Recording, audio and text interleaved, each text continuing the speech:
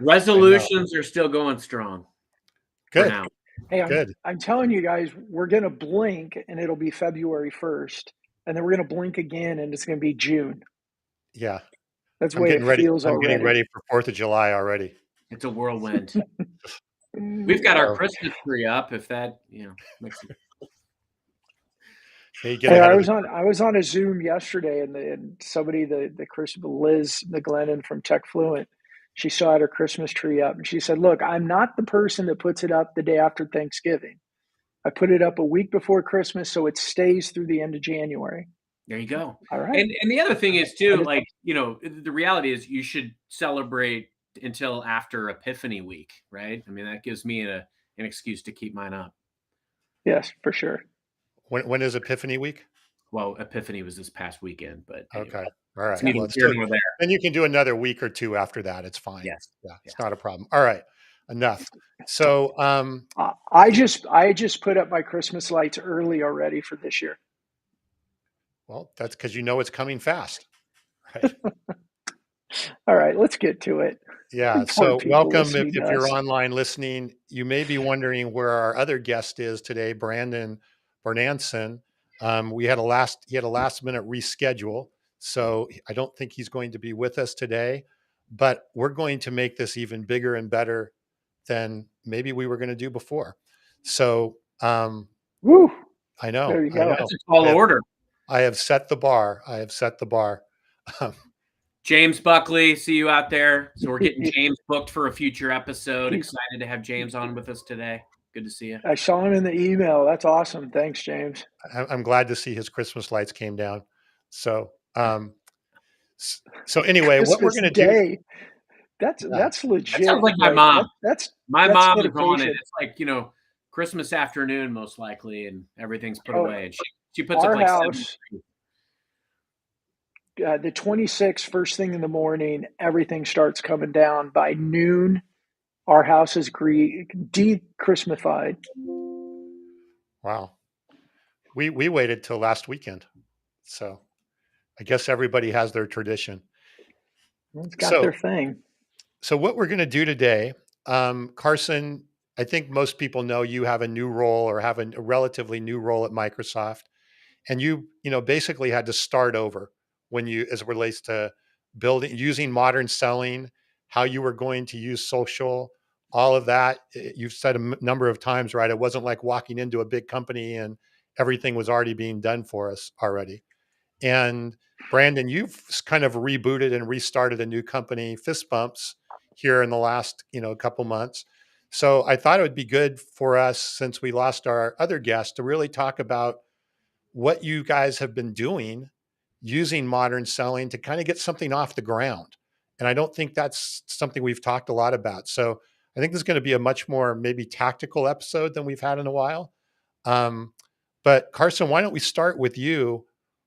Tell us, just quickly, what is your new job and sort of what you came into? Like, what, did you have anybody, or what were you starting with, or whatever? Kind of take us from the beginning. Yeah, look, I'm like the Liam Neeson of sales. I have a special set of tools. So you just put me into any situation and I figure it out, right? So, no, in all seriousness, what's amazing about your sales approach? You can look at your sales approach kind of like a snowball, and over time, it's going to become an avalanche because you pick up these pieces. And so that's why I think it's really important to know that in every sales role that you're ever in, you're going to look back on things that you learned and things that worked and didn't work in prior roles, and you're going to parlay those things into present day. There's also going to be obviously the discovery of new playing field, new parameters, new people, and that's what I think this is what it's really all about. So I made a move. I'm coming up on 10 years here at this glorious company.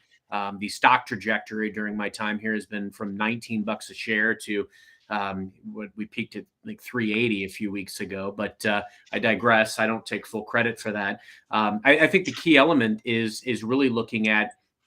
I've always been a community builder, and I talk about that a lot on this show because I think the key element is there are a lot of folks that invest with our organization, but it might be in one facet and there are multiple facets.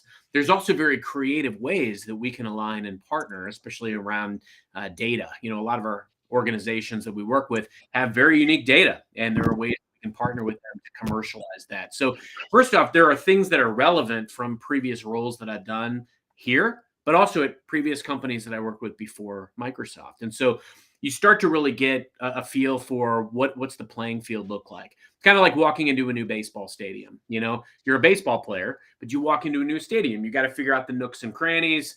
You've got to understand, you know, the dimensions of the field. You know, there's the Moneyball reference, and you've got to get a feel for like what's the talk track, what's the play. It's a different set of customers. I now support many hundreds of the nonprofit organizations across the Americas. My prior team was in healthcare. I worked covering payers and providers, and then also med device in my time there. And you know, the talk track is very different. While though 30% of my customers today are healthcare customers. And so what's interesting is I walked into a situation, a scenario, and what's fun is that the dollars that this team makes, we're the only sales team in corporate, external, and legal affairs. We're the only sales team in Microsoft philanthropies. The dollars we make actually are funneled toward Microsoft's philanthropic efforts. So I get to do what I love, and for the greater good of humanity and wildlife and you know, nature, et cetera. So that's very fulfilling. But to your question, when you walk into these situations, first you got to understand the team. Who are the players? What are their unique strengths and superpowers? I spend a lot of time just asking to be a fly on the wall, asking to be plugged in so I can listen and learn. I remember when I first started and Azure was just really coming into prominence, and I would literally just sit and ask the technical architects to let me be a fly on the wall so I could understand their talk track well enough so I could deliver it myself. I'm not super technically savvy, but what I am is a door opener and knowing how to go out and connect. Now, in my prior role, I'd spent a lot of time going into all of our marketing tools. And what's interesting, you know, I think a lot of times in organizations, you think, hey, you work for a big company, you've got all this stuff at your fingertips. We don't always. And it's not always that our systems talk to each other. So some of these leads might be disparate. I may go out and find a pocket of leads here that might have downloaded a white paper or attended a webinar a year ago or whatever may have you. They've opted into marketing. And unfortunately, we're not doing anything proactively to reach out to those folks. Now, if I, as a seller, reach out to 1 or 2 or 5 or 10 of those people, I may go over the room. But as we've talked about on this show, the modern selling approach, what we want to do is make sure that we are capturing and mastering modern selling at that. We're capturing all of these customers and engaging them, inviting them to something. We do a lot of our own homegrown webinars where we're passively educating and we are seeing, you know, signals of who's attending what. And with, you know, several hundred customers, that's exceptionally helpful. My first observation was that we had a really high caliber, high quality team. My second observation was that we had a very healthy business, but the sky was the limit when it came to really strategically partnering with some of our top nonprofits. Furthermore, there was a lot of opportunity where it's impossible. If I'm an AE and I've got 70, 80 customers, I can't talk to them all the time, right? It's like a stock portfolio. You're going to invest. That's one of the things you can control, where you're investing and what you're investing. And you're obviously going to gravitate towards the folks that are going to make the most money for you, right? So there is a subset of customers we're not talking to regularly enough. I needed to know all the players, the talent that I could do the webinars with, the talent that I could construct webinars and newsletters with, working closely with marketing, working closely with technical architects, but then also our partner ecosystem. You know, I know you guys know folks like Rob Fegan and others. They've introduced me into partners that specialize in the nonprofit space. And I've onboarded them not only to calling on some of our customers that we're not able to engage with as often as we want to, but also doing webinars with them and looking at what works. I can't tell you, I can't stress enough how important it is to look at what's already working. I've said on this show many, many times, and I'll say it till I'm blue in the face. I am a student and I will study what works, replicate those things, find a way to shine a light. Believe it or not, nonprofits, much less customer executives anywhere, they don't want to always listen to sales guys like us talking about how great our solutions are. If they're able to hear it from a customer, a peer in the industry, a peer in the market, that might be what prompts them to do something. I was sending our vice chair and president's book out to CISOs last year. And that was actually working and getting them to help them understand our security portfolio far better than me or my team just calling on them and trying to get them to take a look at where we were on Gartner reports. So I think the key element is, how can I get a feel for what the playing field looks like? Who are the players? What are the resources? What message is going to resonate with customers? And furthermore, making sure that we elevate and up level the conversation. Because I found that a lot of us, at a tech company, a lot of times you're beholden to IT and procurement conversations, but real transformation happens with line of business. And so finding ways that we can have a very targeted message about how we can uniquely partner that will resonate with a CEO, a CFO, things that will help enhance their mission, things that will help them to enhance what they can deliver to their constituents. So trying to think about all of those things. I'm 40, I guess 4 months in now. So I think the key element is, how are we doing? And what's funny is I rode off into the sunset in my last role after we run fiscal year July to June. So my first quarter, I hit 120% of my number and had a really solid payout. We won a big Dynamics deal. I actually outperformed that my first quarter, and I can't take any credit for that. I'm, putting a lot of these things in place with the team, listening to a lot of signals, getting to know the team, surveying the team on what works and what doesn't, and also spending a lot of time investing in their career. But I think the key element is, the best is yet to come. We're putting these things in place that will help us more effectively scale, and we're creating better quality relationships with customer executives that are going to pave the way to a bright future. So you came in to an existing team, right? In your situation, it wasn't like there was nobody there. Roughly how many people were there when you came in last So July? there's a few hundred folks that work in this organization all up. Okay.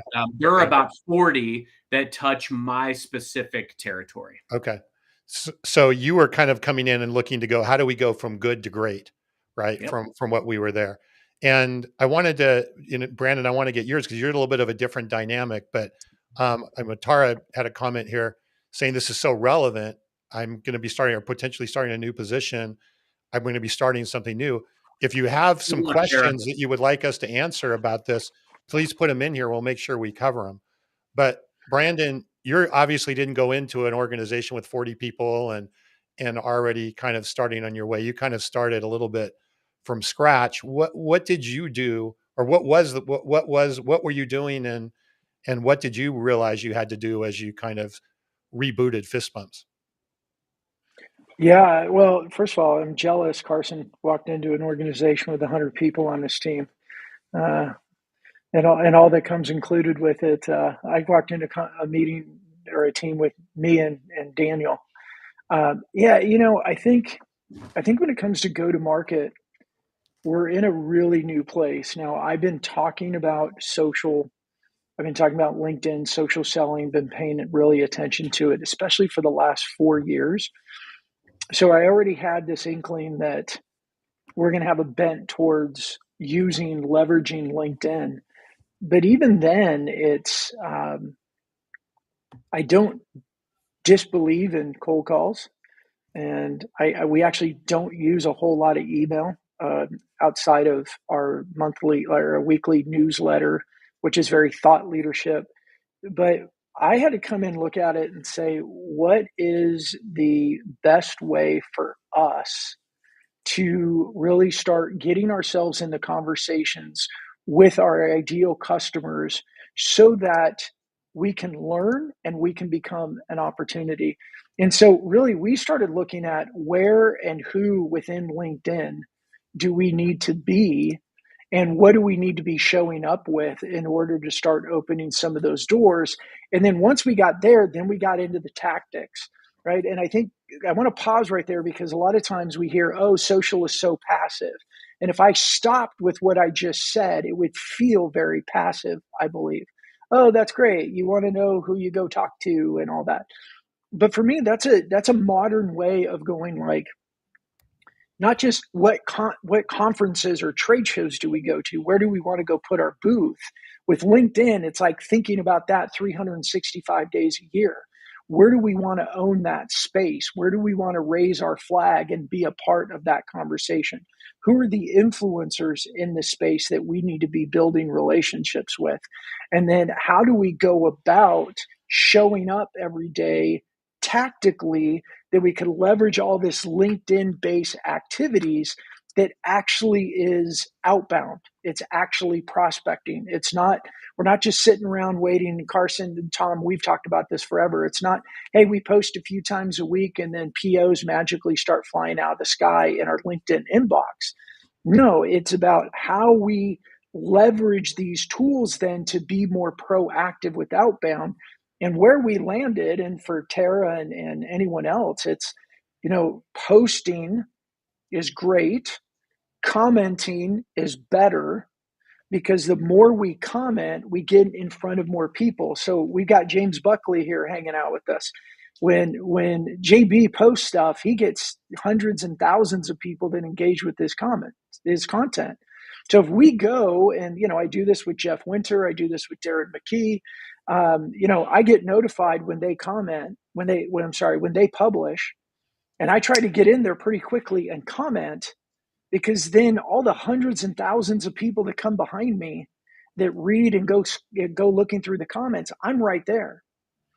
Right. And it's not, I'm saying something relevant. Hopefully I'm being a thought leader. Hopefully I'm not saying stupid stuff. Hopefully, but then all those other people see it. But then in this case, like JB, and I can't wait for him to be on the show, when he says thoughtful commentary matters, is when Jeff Winters engages with my comments, or Darren engages with my comments, there's given me more legitimacy. More people that follow him are seeing it. And then here's the key thing for me that I absolutely love. It's like my favorite new cold outreach, quote unquote, cold outreach tactic.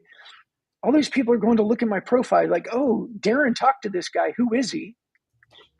Headlines are good and everything else. They start looking at the profile. Some of them send connection requests. A lot of them don't. But I go in and look at who viewed my profile twice a day. And I'm looking, and the people that I want to know, if I'm not connected, I'm sending them a connection request.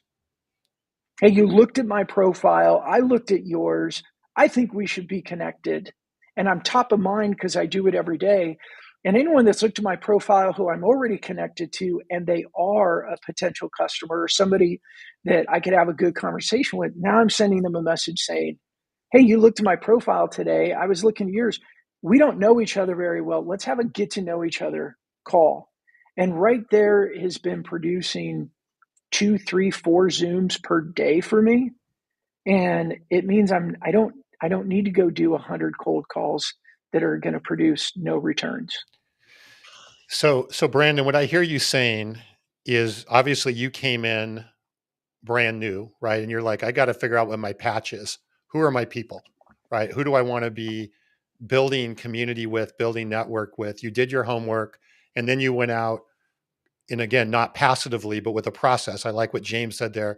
If there's no process, if it's passive, right? And basically, sorry, James, if something happened there, because all of a sudden it said he was blacklisted. I don't know what happened there. I apologize if something occurred there. Anyway, and now I brought up Tara's comment again. Anyway, what I was saying, Brandon, is that, so then you went in. Oh, now we lost Brandon.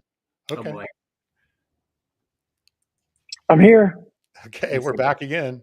Thank goodness. Now I'm in the middle. Yeah, now you're in the middle. So I have no idea what I was talking about throughout of all of this. But anyway, Brandon, you were saying is that you really had to go in and establish yourself and then start building the network, build through commenting, get yourself exposed and over, and it starts to create a flywheel a bit eventually across all the things that you were doing. And you're seeing the fruits of that labor with 3 or 4, healthy conversations every day.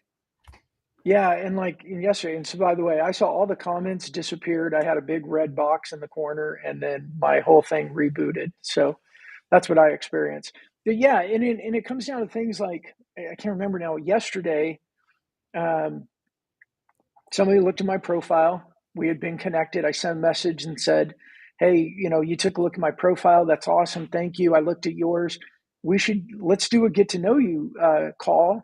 we've been connected for a while and we don't really know each other, and responded immediately. Now, this is a CEO of a company that on LinkedIn, it says between 500 and 1,000 employees. So not tiny little like, oh, I've got nothing better to do CEO, right?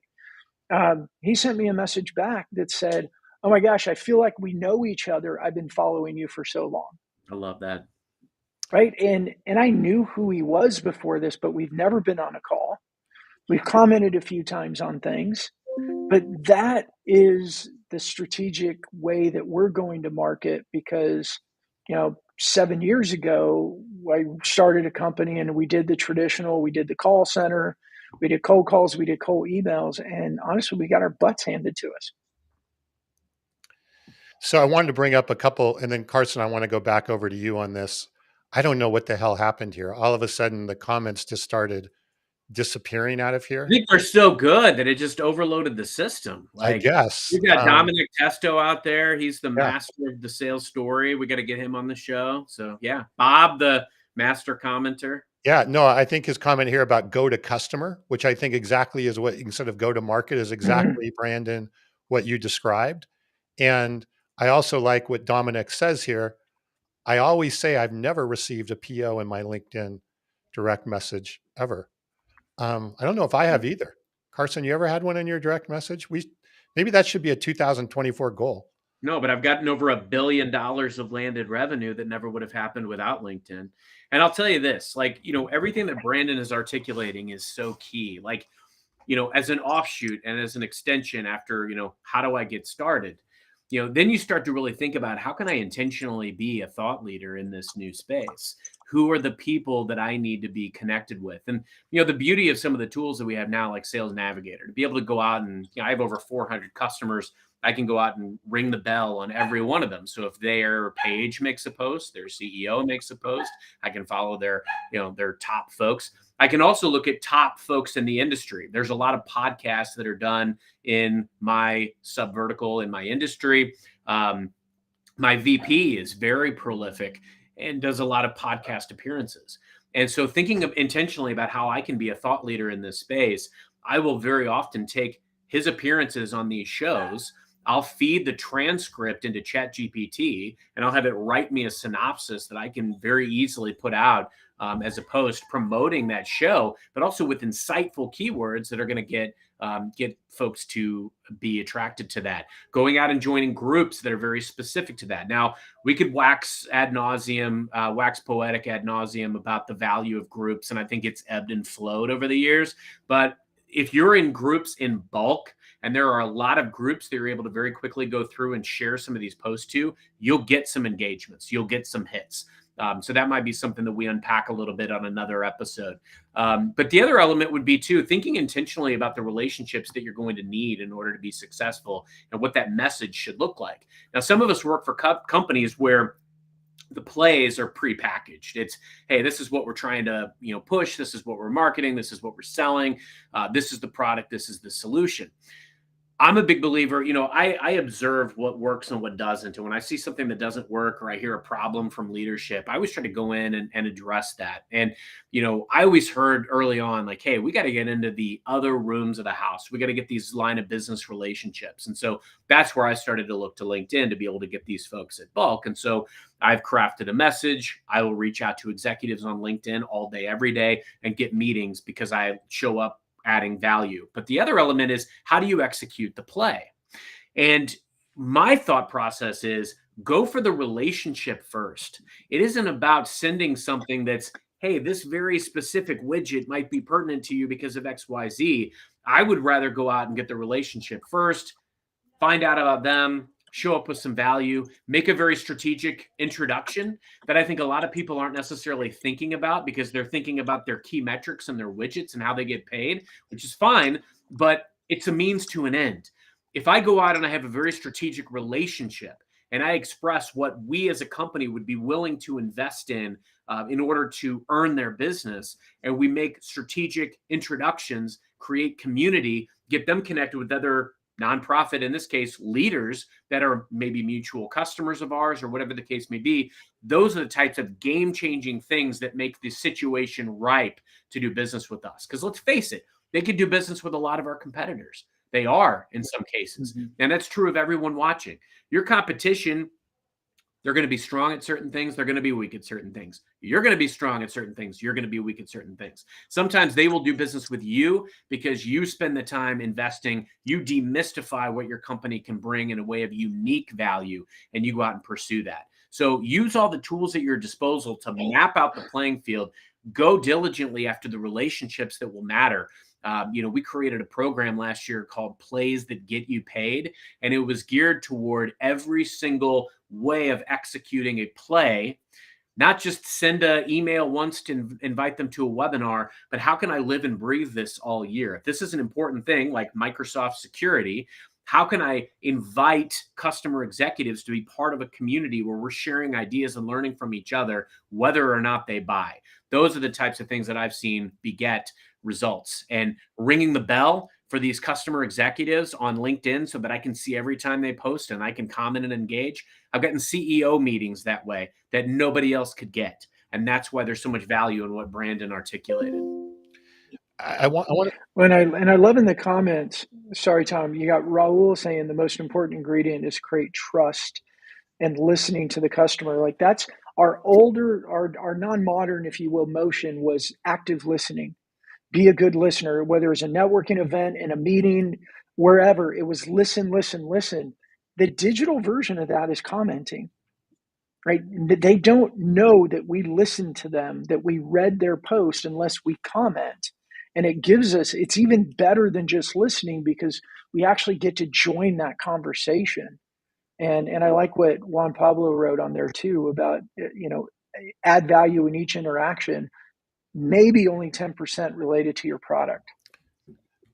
Well, and it's the way to a buyer's heart. And Brandon, the 3 or 4 Zoom meetings that you're doing every day now or today are based around what you've got off of social.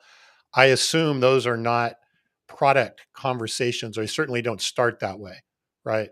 They're more of a conversation to, first of all, get to know, build the connection, build the relationship, and even see if it makes sense to have a conversation, or as Carson just pointed out, maybe there's some other way you could help them. Yeah, and I think Carson and I do things slightly different. We use the same tools and we use them even very similar ways, but slightly different because he's got a much larger team. He's got a much larger marketing department. He's got a name, Microsoft. I don't have a name with a lot of people, and so for me, it's that conversation is number one. I'm selective about who I ask to do those meetings with. They are my ICP, or they're what I call ICP related.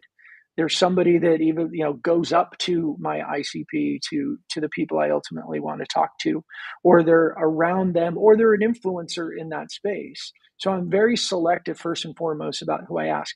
Then I go into that meeting similar to what Juan Pablo is saying. I go into it to meet them, Carson says it all the time, to serve them. I go and I ask a bunch of questions. You guys heard me talk about how to win friends and influence people. Has influenced me in doing this pre-LinkedIn. I did it in networking meetings. Ask about them, learn about them, ask how you could serve them. Learn the go-giver way. Like, okay, who? If I was to give you a referral, can you give me specifics who that person is, so I know who to send your way, right? Shout out to Bob Berg with that. All of that I bring into the Zooms, and at some point they'll say like, well, Brandon, what do you do? And I've got a little 5-6 second little thing I say, because I don't want to talk about me very much in that meeting anyway. Say, oh, this is what we do. And if they take it and run with it into tell me more, I'm in. That's great. I'd love to tell you more. If they go, oh, you know what? We were talking about that. I want to introduce you to. Great. I'll run with it. I'm not going to not sell when I'm invited to sell. But in that first meeting, I am intentionally not trying to sell. I'm seeking to serve. I'm seeking to learn. I'm seeking to build trust. And I know if I pull out my product and my brochure, my trust goes all out the door. And it's going to be really, really hard to get back in front of that person. That is an underused element, the no-sell meeting. Yeah. And the thing is for me too is I like doing it and it's fun. I'm talking to more people and I'm actually getting more opportunities. I'm getting more referrals for opportunities, all because I'm not selling. Yeah, and I think, I mean, I'm selling by not selling. you kind of fill me in a lot on what's happening with these calls. I I would say at least every day you're always telling me, "Hey, I got introduced to so and so through this call, or this led to something else, or there was some very positive outcome or opportunity that was created, even if it wasn't a direct opportunity with the person that you were talking about." I mean, I think that's daily. You mean you guys have conversations Yeah. without me? Oh shoot, sorry, I didn't mean to say anything about Okay, that. right. I thought Yeah. I feel um, I was gonna say we broke the thruple rules, but I don't know if I should say that on LinkedIn. Carson, let's unpack the Uh, plays that get you paid a bit yeah. more. Like, take it back and really what's involved in that? How does it work? And is that something new you brought into the new organization, or is that something you were using before that you brought over? Yeah, actually, I called it something different in the new org, and it was another solution that was born out of a problem. In a previous role, some of the feedback I'd get from my team a lot was, hey, I mean, these guys had so many customers, and they were competing for time with some of their specialists. So they'd have sales specialists for each of the different product areas, and they would be aligned to maybe multiple account executives. And some of the account executives, I mean, they would need something moving on a smaller account, but if this specialist was aligned to this seller who had some small ops, and they were aligned to this seller who had some big ops that were going to send them to President's Club if they could sell it, where do you think they're going to spend their time? So the goal of this was called Plays That Get You Paid, because I spent time diligently meeting with all the specialist teams to understand, look, if I'm going to master, and my team's going to master getting you introduced into executives and teeing up conversations that fit into a certain category, what would they be? What is going to most get you paid? We had over 50 solution plays. Nobody's going to possibly master executing 50 solution plays, right? But if I go to a specialist and say, look, if I'm going to master getting you conversations for 3 to 5, because I love prospecting more than I love eating lunch, what would that look like? Because lunch is for wimps, Gordon Gecko. And I think the key element was there. I asked every one of them to send me their comp structure, send me your comp plan, so that I can study that and I can understand, okay, if I'm going to knock this metric out of the park, that's going to make my specialist happy. So how can I earn more time and earn more attention from my specialist? So that's where it was really born. But when you execute a play, I found a lot of time people would think about executing a play as, I'm going to send this OFT email file to X number of customers out of my CRM, and then I'm going to pat myself on the back because I executed the play. And Bob, you're not alone. I ate lunch today too. I think the key thing here is you can't just run a play once. You've got to, if you think that this is important to your year, you've got to live and breathe it all year. We talk a lot on this show about what you can control. If I reach out to 5, 10 executives, I can't control whether or not they're going to respond. In fact, odds are they probably won't.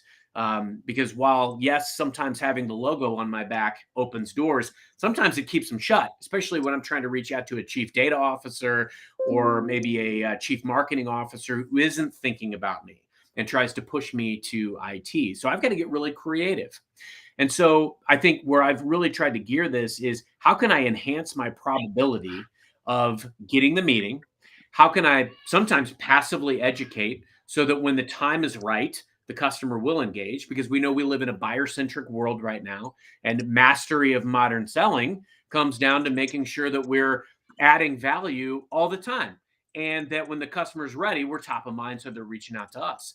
And so what I started doing is I would go into every single tool I possibly could to get leads of customers that had opted into marketing. And it would enhance what was in our CRM. I mean, I saw situations, Tom, where I might have 5, 10 customers at one organization in my CRM, but I was able to go out to our marketing tools and find 100 more that we weren't even talking to. And they had opted into marketing. So now when I do my custom made newsletter that I'm building with marketing, or I do my bi-weekly webinar series that I created and brought here, Now we're touching the masses. Before, I walked into a situation where my account reps might have had 50, 100, 150 leads. Now each of them has 1,000 leads apiece in just 3 months of working on this. And we're doing webinars that get 3, 4, 5, 6, 700 people that show up to all of them. And that's the thing. That's how you go from good to great. And so Plays That Get You Paid was born out of a problem. We weren't getting enough attention or the attention and the love that we wanted from our specialist team. So we built a plan that was geared toward getting them paid. So they were in and immediately bought in. It was built around their input, and it was executing what they agreed were their best plays to perfection throughout the year, not just one and done. So, very data driven approach. So what I'm hearing you say is that those plays are all based around content, or maybe content's not the best word, but relevant information, relevant solutions, the most relevant that would move the needle with your audience. And you worked with the sales specialist to find out what gets them turned on, basically. And then rather than going and saying, buy my stuff, you went at them with the things that are the most likely going to move the needle through a combination of webinars, newsletters, and so forth, because those will get the best results. Is that a fair? To a degree. So Okay. there's a number of ways that we execute it. And one of it is absolutely it's content. And I may go find some super smart technical architect within my organization, and we do a webinar together and we passively educate the masses. That could be one step. But one of the other ones is very important. And I think Bob made this comment in the chat that I think is super, super poignant. The key with adding value, as he says, is understanding what the customer values, not what we think they might value. Now, let's go back to the snowball to avalanche analogy too. I've learned a lot over the years of what really resonates with a customer executive. And when you think about what introduction that I might be able to make that would be of value to them, what peer in the industry might be of value to them that I could make an introduction of. Right. I also, 30% of my customers today are in healthcare. Well, I spent the last 4 years of my time at this company working with healthcare clients. And so I know a lot of these electronic medical record companies. I know a lot of these med device companies. I know a lot of these provider companies. I also know our internal resources, our chief research officer, our chief medical officer. And God love them. I mean, my team wasn't inherently thinking about these introductions because they were living in this world. I came from outside of this world with this knowledge and these relationships. And so think about how you as a person can uniquely add value to your customer. Right. And so there's a lot of value if I reach out to a customer executive that fits into healthcare in my current space. And guess what? I can introduce them to a person that's of prominence in my organization that can help them with other introductions, or to think about how, as an example, healthcare nonprofits are using artificial intelligence right now to enhance their operations or to free up time for their caregivers, all of those types of things. So I guess at the end of the day, you've got to think about, and that is a very valid way to ultimately execute the play, because as I believe, deals are a byproduct of relationships. Go after the relationship first. Think about how do I uniquely add value for this customer? And don't worry about what it's ultimately going to look like or boil down to. Have that no sell meeting, understand their unique heartburn and pain, and then think about what relationships could I create for this person that could add value. That is what is ultimately going to put you on a path to success. Then we invite them in to do an executive briefing of some sort. And then that's when we can start to brainstorm and strategize around all the things that are possible. We can hear directly from their executives what they're working on. What is their roadmap? What does their vision look like? What's working? What's not? What relationships would be of benefit to them? What might be some other business lines that they could open up that would be revenue for them that we could empower and enable them to do? That we could just be a catalyst for that. Because again, my competition can do a lot of the things that I can do, but at the same time, they don't have me. They don't have my resources. They don't have my relationships that I can bring to my customer. And so that's how you want to think about how you can also be that unique differentiator of value for your customer. Yeah, no, that makes it's way more multidimensional. Brandon, what's your take on that? Yeah, well, so at a smaller business level, I think the exact same way. That's what's really cool about Carson. I don't have the resources and I don't have the budget. So I do look at it slightly different. But one of the things that I created, right, is the show, right? It's prior to R3 show, I had my other show. You guys came along and like, well, I can do it much better with these guys. So, but the show has been part of my strategy because number one, now I could use Carson's voice, I could use Tom's voice and thoughts. I take the show, we turn them into shorts or little, 90-second to 2 or 3 minute clips. And that gives me a piece of content that I can share with anybody that is part of telling a story about what value we bring. So it brings it to them. I'm obviously, in a way, promoting who we are and what we do, but I'm doing it in this video format, and it's not always my voice. Like we've got shorts from when Mike Weinberg was with us, when Anthony Iannarino was with us, when Larry Levine was with us, when Brent Tillman was with us. We have these shorts that I get to leverage their popularity, their expertise, their name, put it into a short because they were on our show, and they go share it with anyone. And that's been my lower budget version of being able to duplicate or replicate what Carson does. Carson, you're a bad man. We have a private chat, and I had an inside joke. I'm sorry. It was a good one. Yeah, Obviously, I couldn't keep my game face.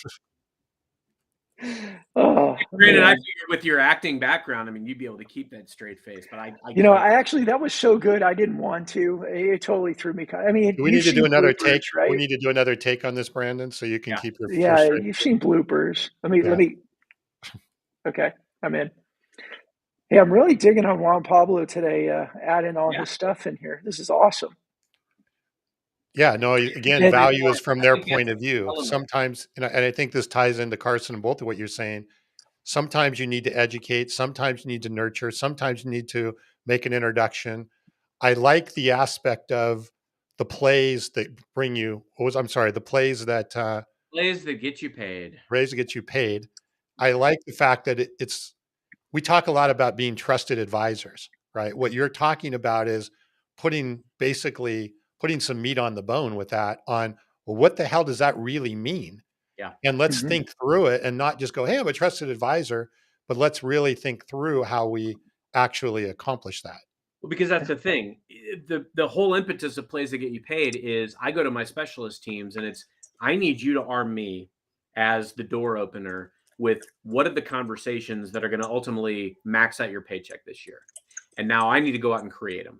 And part of that is mapping out. We have a relationship heat map that we go out and we say, like, is this a green light, like very lucrative, positive relationship? Is it yellow where it's developing? Is it red where it's a detractor relationship? And I'm a big believer. We've got 15 C-level and VP level titles that are tied to all of our corporate plays that come out from marketing, right? Now, I'm a believer in I play the numbers game, right? So for 15 executives, I feel like I need to reach out to 10x of that in order to be successful. I've talked on this show about how the biggest deal I've signed, I reached out to over 500 people in that one organization that were director and above over the 2 years that I supported them. So it's playing that numbers game. Now, the other piece to that is not just the relationship heat map, but how am I tracking how I'm executing some of these plays at those organizations? I'm not going to bring up every single bit of every single play every single time I have a conversation with a new executive at that organization. Now, I talked to hundreds of people at that big deal, that 9-figure deal that I signed, right? Hundreds of people. But I didn't bring up every solution in our bag of tricks every time I talked to them. I had a lot of no-sell meetings, talked a lot about what resources we had. I listened to what fit in their purview. And some of it is telling stories about, oh, wow, that sounds similar to what we did at this other organization where we helped them create an application where they could help schedule their nurses at sister organizations so that they could optimize scheduling. This one was overstaffed. This one was understaffed. Now they were able to communicate and they knew where they needed to send staff. That resonates.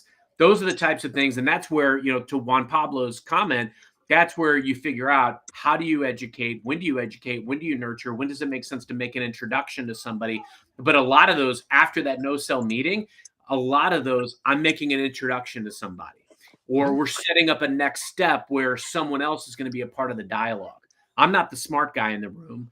I am the orchestrator, the facilitator, the quarterback, and that's where we as sellers need to think about. You don't want to be the hero. You want your customer to be the hero. You want that resource that you bring in to be a hero and to win.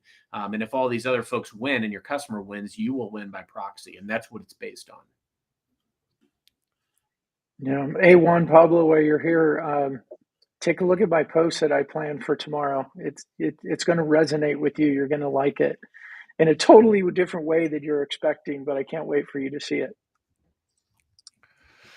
So, Brandon, do you have any more thoughts as it relates to what you're doing again, much in a much smaller situation and a much smaller piece here on taking what Carson was just talking about with the plays and applying that to, I think we even call it the yellow brick road, or I call it the yellow brick road as maybe a small piece of that. I like where you're going, Carson, where it's a bit more multidimensional. Like my yellow brick road concept is more linear, but I like where you're going sort of multidimensional and taking it to another level. And I think we should do another show on this. I think this is where AI can really benefit us in our ability to do this more multidimensional play. But anyway, I went off base. Brandon, do you have anything that? Yeah, but yeah, I think similar to that. I'll see you later, Carson. Is it something we said? Gremlins today, Technical man. issues today, yeah. Yeah. You just wanted to put Brandon back in the middle. I wonder if we're glitching because somebody's got an issue with our new rebranded show. It's like that's possible. That's possible. Happened. We could have some gremlins or something out there. Gremlins. Gosh, we're getting our code's getting hacked and attacked. Yeah, so now I kind of lost track, but yeah, I think look, it doesn't matter if you have Carson's size and budget of Microsoft or your startup and small. This concept of whether a yellow brick road, this omni-channel, AI is giving us a lot of power, and using our trained models where we can take things like our show transcript and turn it into lots of different types of posts with very specific goals with it. We could take transcripts and turn it into messages that we're sending to specific people.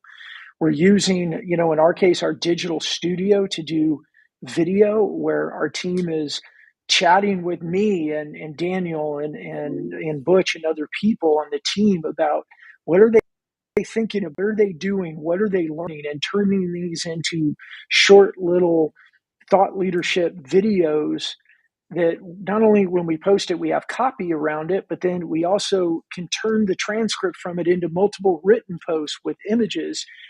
And we're creating content, more content than I've ever created in my career. And I've got the smallest team I've ever led right now, well, at least, from startup standpoint, we're a super small team. So I think that thinking about the buyer's journey, really truly believing, and I think this is a mistake that a lot of companies are making right now, and that we give lip service to the buyer journey has changed and buyers do things differently. And then after we're done saying that and high-fiving and acting like we feel good about ourselves, then we go right back to our very linear focused actions and then wonder why we're not resonating with buyers and why they're not responding to the things that we're doing. There's so many ways of just that everything Carson says, I think through and I go, oh, we kind of do that this way. And we kind of do that this way. It's just at a different scale. So whether it's Tara going into a new role, like Chris Dunn, who's a friend of the show and friend of ours, he sent me a text, I think it was yesterday, of a screen capture of somebody that messaged him on LinkedIn and said, oh my gosh, I feel like I know you. I've been seeing your posts, and message one about his son, and they were scheduling a call to get to know each other. Chris doesn't have a show. Like, I love our show and we use it a lot, but Chris doesn't have a show. He's just showing up committed to publishing every day, committed to learning how to create better content that gets more engagement, committed to commenting on strategic people, especially influential people that influence his ICP. And he's just working it, and he's learning, and he's making advances. And that's what we need to keep doing, because this is changing so quickly. And you mentioned AI. If you're scared of AI, you better get over your fear and do it anyway. Was that, you could be scared, but do it anyway?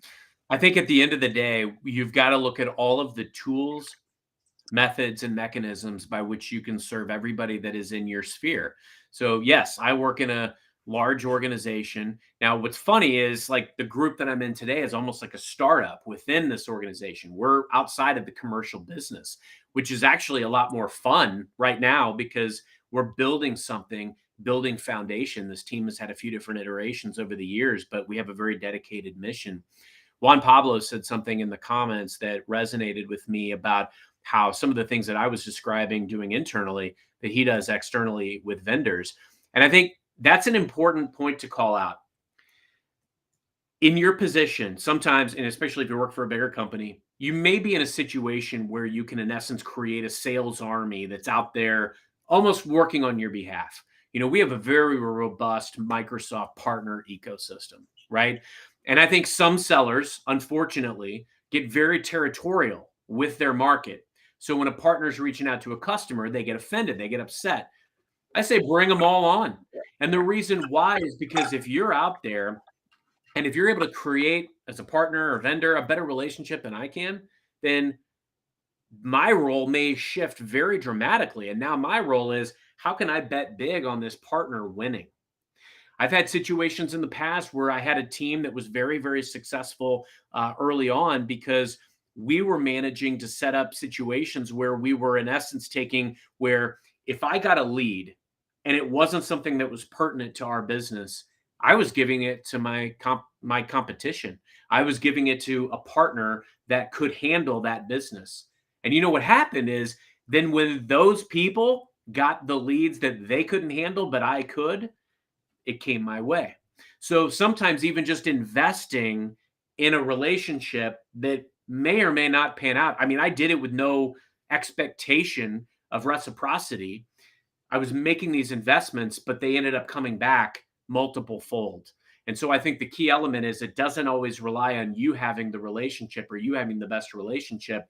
You can invest in these relationships and you can help other people win. And ultimately, it can come back your way. I can also tell you so many stories about times where I couldn't do business with an executive at the time in the organization they were in, but something changed within their leadership or somebody went to another organization and now all of a sudden we could work together. That's why it's so important that you're always finding ways to invest in relationships. Yeah, and as we wrap up here, I want to touch on something. Our new title has buyer centric, right? In a buyer centric age. And we talk a lot about the buyer likes to be anonymous, right? The buyer likes to do their own research. They don't want to talk to salespeople, so to speak. But everything we've talked about today removes as kind of a anonymous zone buster. It makes it easier for the prospect or the buyer to want to engage with us earlier rather than wait and engage, after they've done their own research. We're not forcing them to engage with us. We're making it easy for them to engage, and they want to engage with us. And so there, the anonymous zone starts. Your mic went off, Tom. The gremlins are back. How about now?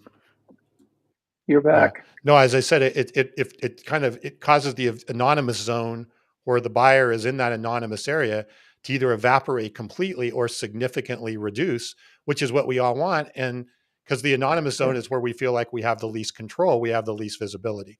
And I'm sorry. No, go ahead. It's Carson uses the term anything I can do to increase my probability of success. And that's, I think, what a strategic and consistent social activity or plan increases the probability of success. Success in what? Getting the call when you ask for it. getting the connection when you ask for it. What does that look like? Well, the Chris Dunn example I gave you, he had a guy that said, "Oh gosh, I feel like I know you from your post." Hey, his posts dramatically increase the probability of that guy saying yes, and it accelerates it, in my opinion. Right? It accelerates it because when you ask and they already feel like they know you, they're like, "Yeah, let's get on a call." Why wouldn't I? I saw your post about your kids and you and playing in the snow. I saw that, I commented on it or whatever. Why wouldn't they? We're already going down that path of the know, like, and trust before we ever have a first conversation. Yep. No, absolutely. So as we wrap up here, Brian, hey Brian, real quick, Brian Galicia jumped in Brian. on Hey, X. congrats. Brian is now a LinkedIn top voice as of this week. Brian, good I to see you, my man. saw that today. Go he Brian. was one of our, I mean, Brian was Proud of you. early. Brian was He's all grown up. He went from social selling for newbies guest to LinkedIn top voice. Yeah, I mean, Brian was in like the first 10 or 15 yeah, guests, right? yeah. That's right. Maybe even the first 5. I don't remember. And I All wanted, right, sorry, Tom. and I wanted to just hit Bob's last comment here before we go, which I thought was Yeah, interesting. that was good. Why do we continue to sell by territory? Geography is no longer a barrier. Territories are a holdover from the old days. A lot of that is that old I school love Bob. seller-centric mentality. That's not buyer-centric, right? Territories is not necessarily Right. buyer-centric, it's seller-centric. Yeah, and I think honestly, Bob, I think that's been blown up a bit. I mean, even in my world, I still see it where if there is a certain subset of customers that have a very similar synergy and they are being lumped in because they may just so happen to be in Canada or they may just so happen to be in the Midwest or whatever the case may be, we're seeing more of that. But I'm also seeing more sub-verticalization. Like we're lumping this specific group of customers together regardless of geography because of X. And so I think we are challenging that because in a buyer-centric model, we acknowledged that a few years ago in our healthcare team when we sub-verticalized because we realized, hey, I mean, it was common for me as a seller to be calling on a payer in the morning, a provider in the afternoon, and a med device company at night. And that doesn't make a ton of sense. It doesn't give us the ability to be a specialist and to really serve that group. So I do think we're learning. All right. Well, another great show. I think our new. Hey, by the way, Bob is going to be a guest on my other show on Friday at 11 a.m. Eastern, just to plug the other one for Winning Fist Bump show. That's going to be a good conversation too, because Bob brings it. He does. I'm ready to. You know what? So I will try to be there and be the Bob that comment. Carson, I'll be there too, and maybe the two of us can make up for Bob. Maybe two of us together can. There you go. Maybe can do from Bob. And I really I appreciate. There's been a lot of kind words and comments today, just about this is on track and really loving the conversation. That's very helpful. We appreciate it, and let us know other things we're going to cover. We've got quite a few guests lined up. We have to get to make sure that they actually show up, but we have guests that are lined up over the next few weeks. And as we talked about, we really are trying to shift from what we did last year to be more focused on modern selling. How do you master modern selling? And you really get down to some tactical, how you actually do this. So thank you. Appreciate the kind words. I'm excited too, Tom. We have your partner, Kevin Brown, coming up. I think it's probably going to be in March, but I mean, Kevin's journey is a great journey of that I think is a great story to tell. I mean, he went from putting dimes in payphones and driving all over Southern California, right, to embracing LinkedIn. I get notifications all the time of his TikTok feed and everything else. Yeah. So no, we got quite a few of those types of people coming up. And Manny, Manuel, good to see you, Manny. We go way back. Okay. So thank you. Thanks to everybody. Have a great week. And we'll see everybody next week. Carson? Until next time, everyone, happy modern selling. Thanks, everyone. Good job. Good